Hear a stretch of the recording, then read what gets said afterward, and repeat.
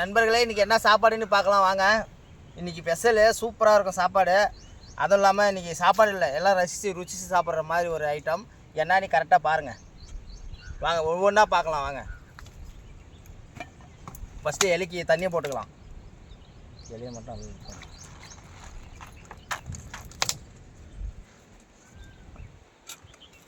Video வந்து தள்ளி விடாமல் பாருங்கள், இது அருமையாக இருக்கும். எல்லாமே ஒவ்வொன்றா பார்க்கலாம் வாங்க.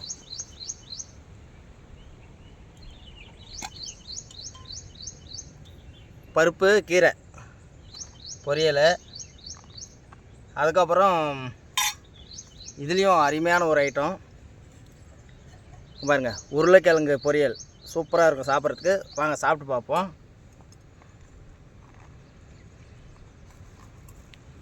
அதுக்கப்புறம் இதில் தான் ஸ்பெஷலே இருக்கிறது, செமக்காக இருக்குது.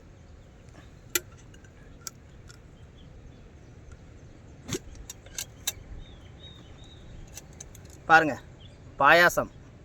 இதுதான் இன்றைக்கி எங்களோட சாப்பாடு. இது எப்படா டைம் ஆகும், எப்படா சாப்பிட்லாம், எப்போ 1 மணி ஆகணும் காற்றுன்னு இருந்தேன் காலையிலேருந்து.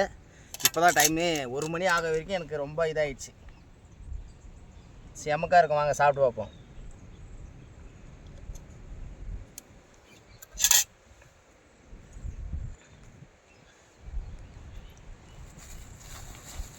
அதுக்கப்புறம் கடையில் வாங்கின்னு வந்தது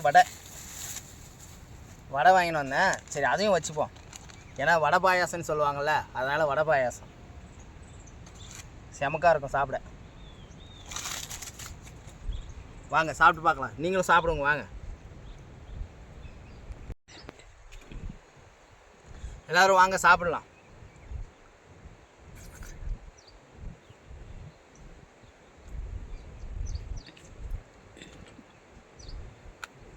பயங்கர டேஸ்ட்டாக இருக்குது.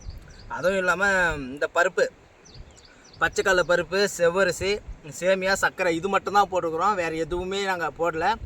இது வந்து அப்போ செய்வாங்க, நாங்கள் சின்ன பிள்ளையில் இருந்தபோது 90ல் அந்த மாதிரி நாங்கள் ஸ்கூல் படிச்சிருந்த டைமில். இப்போல்லாம் பாலும் அதுவும் இதுவும் போடுறாங்க. இந்த மாதிரி செஞ்சு சாப்பிட்டு பாருங்கள், பயங்கரமான ஒரு டேஸ்ட்டு. இந்த மாதிரி யார் யார் செஞ்சு சாப்பிட்ருக்கீங்கன்னு கமெண்டில் சொல்லுங்கள். பயங்கரமான ஒரு டேஸ்ட்டாக இருக்குது. வாங்க சாப்பிட்லாம்.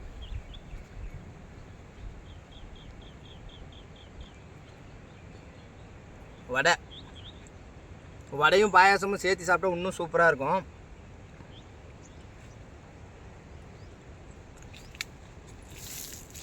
ஏன்னா அப்போ இருந்தே வடை பாயாசம்னு சொன்னாலே ஒரு ஃபேமஸான ஒரு இது. அதனால தான் வடையும் பாயாசமும் சேர்ந்து சாப்பிட்டு பார்க்குறோம். ரொம்ப நாள் ஆசை இது, என்றைக்காவது செஞ்சு சாப்பிட்ணுன்னுட்டு. இன்றைக்கி தான் ஒரு டைம் 6. அப்புறம் உருளைக்கிழங்கு பொரியல், இதுலேயும் அதிகமாக எதுவும் போடலை. மசாலா, அதுக்கப்புறம் உருளைக்கிழங்கு, தனியா, அப்புறம் வந்து கருவேப்பிலை, இவ்வளோ தான் போட்டு தாளிச்சிருக்கிறது தான். வேறு எதுவுமே இல்லை. அது எல்லாமே மிக்ஸ் பண்ணால் நல்லா இருக்காது. சிம்பிளாக பண்ணி சாப்பிட்டு பாருங்கள், சூப்பராக இருக்கும். வாங்க சாப்பிட்டு பார்ப்போம்.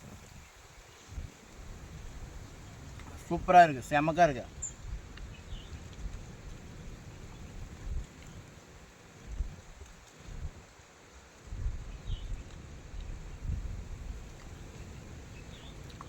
இது வந்து பருப்பு கீரை துவையல், இதுவும் அருமையாக இருக்கும்.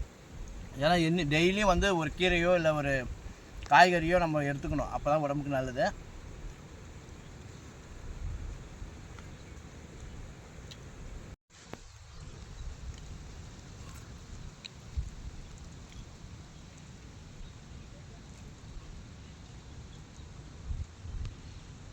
கட் பண்ணிட்டேன்.